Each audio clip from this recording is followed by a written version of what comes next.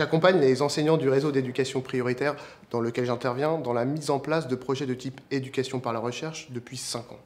J'ai pu observer les compétences que ces projets permettent de développer chez les élèves, tant au niveau de la démarche scientifique que dans la maîtrise de la langue, mais surtout les changements de posture qu'ils entraînent.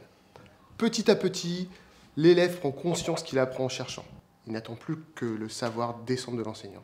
Il développe son esprit critique. Monsieur Claire, il vient pour nous aider, c'est lui qui nous a appris à faire la programmation. De son côté, il faisait la programmation avec nous et Monsieur Gans, il faisait des recherches de l'autre côté en salle informatique. Il y a des choses que Monsieur Gans, il sait pas, que Monsieur Claire, il sait. Alors c'est pour ça qu'il est venu nous aider.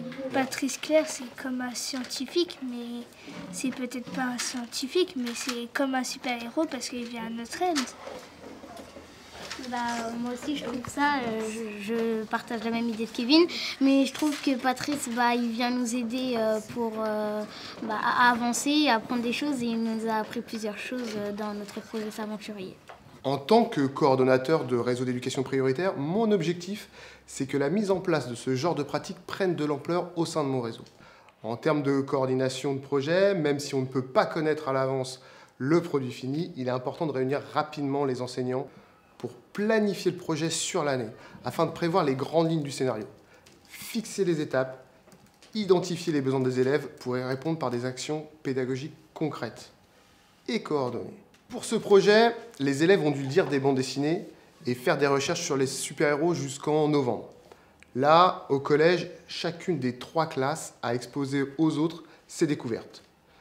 Suite à cela, dans chaque classe, nous avons dégagé une problématique à partir des questions des élèves. Puis, entre novembre et décembre, est venue la fameuse phase de l'état de l'art, recherche sur les muscles et les cellules. Parallèlement, je suis intervenu dans chaque classe pour mettre en place des séances de découverte de la robotique.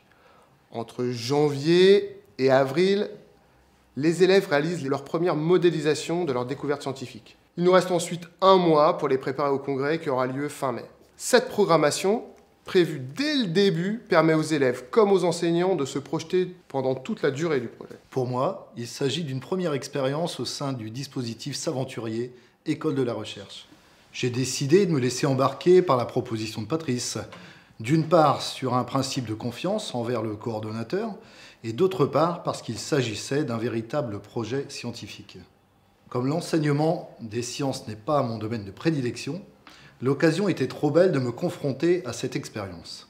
La première phase du projet, un exposé sur les super-héros devant l'ensemble des autres classes, était très clair et correspondait à mes capacités et à celles des enfants. On voyait que les super-héros avaient des super-pouvoirs que nous, on n'en avait pas. On a essayé de voir comment avoir nous aussi un super-pouvoir pour devenir un super-héros. En revanche, la deuxième phase, dédiée à la problématisation et la modélisation, semblait plus complexe. La problématisation, tout d'abord, car il fallait que celle-ci vienne réellement des enfants. La modélisation ensuite, car je pensais l'aspect technique comme inabordable, notamment la programmation des robots. Le troisième temps correspond à une conférence qui sera donnée lors du congrès des jeunes chercheurs de fin d'année. La classe peut l'envisager, cette fois-ci, avec sérénité, tant le travail effectué tout au long du projet a été conséquent. La maîtrise des connaissances semble suffisamment solide et les supports vidéo réalisés tout au long du projet seront un appui pour la phase orale. C'est la 2e année que je prends part à un projet S'Aventurier, École de la Recherche, avec ma classe. L'année passée, j'avais beaucoup aimé ce travail d'échange avec les autres classes participant au projet, se motiver les uns les autres, partager l'avancée de nos recherches. C'est aussi l'occasion de travailler de façon collaborative avec d'autres enseignants. Nous nous rencontrons régulièrement pour décrire comment nous procédons dans nos classes. Cela peut être sur les modalités de travail, groupe de combien d'élèves par exemple, l'organisation des espaces, les outils que nous utilisons, les affichages, le carnet de chercheurs, les tablettes, ou sur notre degré d'intervention dans la recherche et la direction que va prendre le projet. Cela permet de questionner certaines de nos pratiques pédagogiques. J'organise 2 réunions par période scolaire toutes les 6 semaines. La plupart du temps sur la pause méridienne. En fonction de l'objectif de la réunion, je choisis un lieu adapté. Au resto, pour les moments où je dois juste donner quelques infos et surtout créer le lien entre les collègues. Dans les classes des collègues, pour les échanges pédagogiques et didactiques.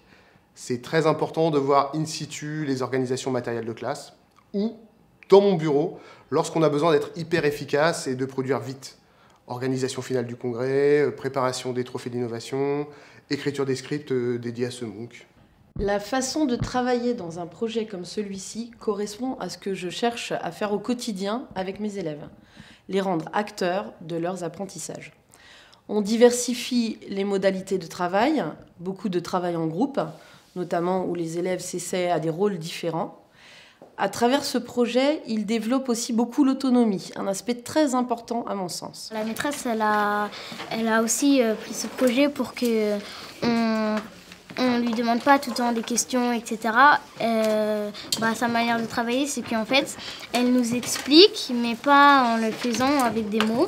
Et après, elle dit « Allez, vous le faites, vous avez compris, maintenant je vous laisse, moi je veux voir un autre groupe, etc. » Enfin, elle nous laisse pas tomber, mais c'est juste que au moins on apprend à se débrouiller parce que quand on sera grand, on n'aura pas toujours nos parents, les maîtresses qui nous diront « Là, tu dois remplir ce dossier, etc. » Du coup, il faut apprendre à être autonome dans la vie. À partir du moment où j'ai accepté d'engager ma classe dans le projet, j'ai décidé de le placer au cœur de ma programmation annuelle. Je fais en sorte de lier le maximum de disciplines à ce projet. Par exemple, pour le super-héros que les élèves ont inventé, nous avons fait une séquence de production d'écrits. Ils ont raconté ses origines, en ont fait une description et ont raconté ses aventures. Nous avons travaillé à la fois le genre littéraire de la science-fiction et les caractéristiques du texte narratif. Ensuite, des séquences portant sur l'étude de la langue en ont découlé, avec l'enrichissement du texte par l'utilisation d'un lexique approprié et une révision orthographique et grammaticale. C'est un travail long et fastidieux, mais qui a du sens, puisque le but pour eux est de donner vie aux personnages qu'ils vont modéliser pour le projet. Quant à moi, cela me permet de travailler plusieurs notions en même temps et d'individualiser le travail en étude de la langue. Ils ont chacun des difficultés et des compétences différentes dans ce domaine. En maths, la programmation des robots a permis d'aborder les nombres décimaux et la géométrie différemment. On revient aussi sur certaines connaissances, en géométrie par exemple avec les angles, et on leur donne une utilité différente. C'est du réinvestissement permanent. Finalement, les élèves se sentent plus impliqués, et moi aussi. Il me semble cependant nécessaire de leur laisser des moments en dehors du projet afin d'éviter un effet de saturation. Pour le déroulement de l'année, j'étais préparée à ce qui était demandé. Les différentes échéances, comme les exposés et le congrès de fin d'année. J'ai aussi l'avantage d'avoir un double niveau CM1, CM2, des élèves âgés de 9 à 11 ans ici en France, avec des CM qui ont déjà fait un projet d'éducation par la recherche avec moi l'année dernière. C'est un avantage non négligeable. Ils connaissent l'enjeu, ce qu'on leur demande en termes d'investissement et de temps de travail. Par contre, même si je n'étais pas en terrain inconnu, j'ai eu à relever d'autres défis. Un sujet de biologie que je maîtrise très peu et une problématique plus complexe à trouver. L'essentiel est que la motivation soit toujours là.